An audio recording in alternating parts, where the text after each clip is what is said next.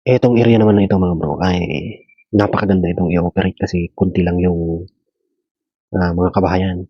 Dito sa may Jose Abad Santos, Trinidad, sa may Mindanao ito mga bro. Particular na dito sa may Bayo. Yan. Ito yung may Bayo. Yan. Mali, bundok siya, gilid ng dagat. Pero yung area na pupuntahan natin mga bro ay ito. Sundan nyo lang yung ilog na yan. Meron kang makikitang falls dyan. Yan, na napakataas. Ewan ko kung tourist spot na ito. Ito yung falls na yun. Yan, oh. Yan. Napakataas na falls kung titignan natin. Yan. Yan yung area. So, kung titignan natin mga bro, overlooking siya dun sa dagat. Ayan. Ayan yung dagat, oh. Kita mo talaga. So, ito yung area. Napakataas na falls. Ayan. So, linisan muna natin. Ayan. So, ayan siya mga bro. Napakagandang falls. Napakataas. Hindi mo akalain na may magandang falls siguro dito. Kasi medyo liblib eh. Yung lugar.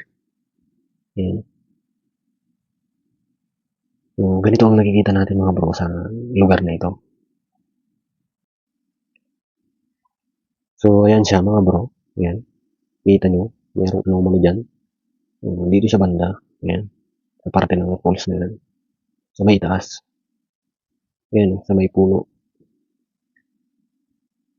Palatandaan na yung puno dyan mga bro. Ayan. Nasa taas.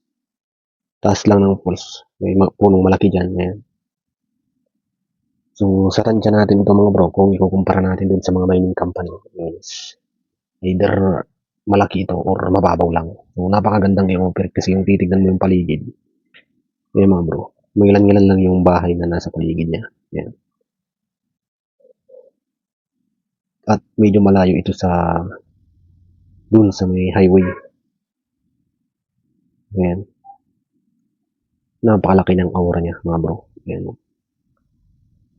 So, dun sa mga gusto magpasilip, mag-message lang kayo mga bro. Kung may mga katanungan kayo, message lang kayo.